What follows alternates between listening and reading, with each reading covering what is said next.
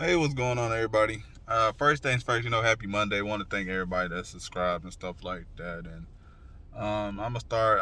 I guess I'm gonna try to do my best to start just dropping more informational shorts and like video game shorts.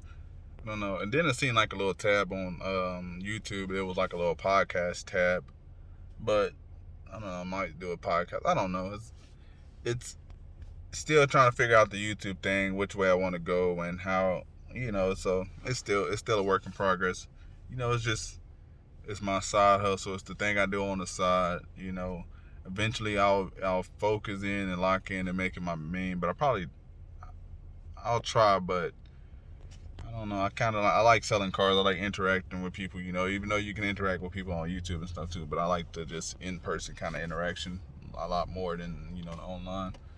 But yeah, so I get asked this question a lot about buying, selling cars, buying, selling cars, as an individual. I mean, I feel like if you're going to sell, if you feel like you're going to buy and sell more than I'm gonna say 20 cars on the street, then I would say looking to opening up a car lot. Maybe I'm gonna say maybe 20. If you think you're also going to sell anywhere between 20 30 cars, then I would say go ahead and try to look into opening a car lot. But if you're only going to sell maybe like 8 to 12, 8 to maybe 15, no more than probably 15 cars in a year, and then I don't really see no point of opening a car lot. I know most states say that you can only do about 10.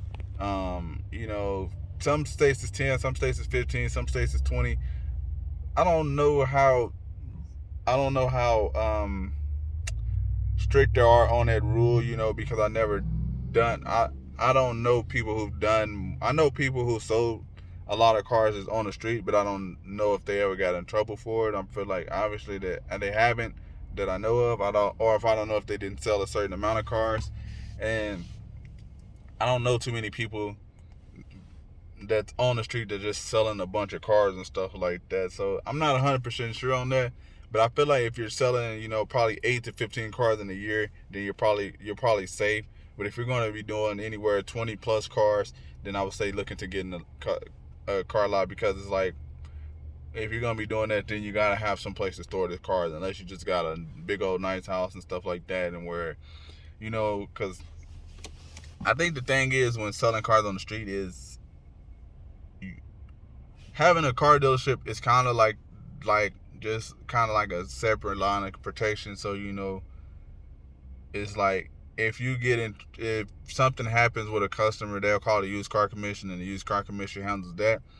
If you're selling cars on the street and you sell if you're selling too many cars, I guess if they report you, then you have to go to, like, I don't know if you do like jail time or if it's a fine or something like that. So it's like kind of like the big difference with it, you know. If I was to guess, but I haven't heard of anybody getting in trouble for selling too many cars. I haven't known anybody, so I feel like if you're selling 8 to maybe 15 in a year, then you're in a good range. Anything over that, then you probably should be looking into getting a lot. And I think what happens, maybe probably reason why most people, if they do were to get in trouble, is because they're probably turning in multiple cars at one time, or they're using like the same tag agency and something like that, and they don't have a good relationship with that tag agency or DMV wherever they take the cars to get them registered, because that person is obviously like, hey, this obviously is something up. This person's selling a lot of cars. Obviously that, or they're doing a lot of shady business on the streets where they're selling a lot of bad cars, and then the person calls in, or multiple people call in like, hey, this person not selling good cars, and then when they not do that, then they go back and do an investigation and see like, oh, this person then turned in 20 plus cars this year. So and then they go back and get to finding you up. So if you're going to sell them on the street, that's one thing you have to be worry about too, because yeah, as you know, it is a used car. But if you get enough people reporting you that you're not selling good cars or doing bad business or whatever, then you will get reported, and they'll get to investigating and seeing like, oh, how many cars has this person sold in a year or the past couple of years, and then they'll start doing an investigation on you and stuff like that. So that's the thing of like being a car dealer. Like, you have that layer of protection of being a car dealer, because you have the used car commission. So hey, You paid your money and bond and insurance and everything, and hey, the used car commission handles like all the complaints. The used car commission handles those complaints, and you come to an agreement with them. So that's the only thing about on the streets. So I feel like 8 to 15 cars, you're in a safe realm. If you're doing anything above that, then hey, look into getting a car dealership, because man, you should if you feel it. But like I always say, if you're working a 9 to 5, and you want to just add an extra income, selling cars is the extra income you can add. Just say you only sell one car every month. That's an extra. Just say one car, $1,000 profit. That's one car a month. 30 to give yourself 30 days instead of one car. That's an extra 12,000 in a year. Extra. Do five extra.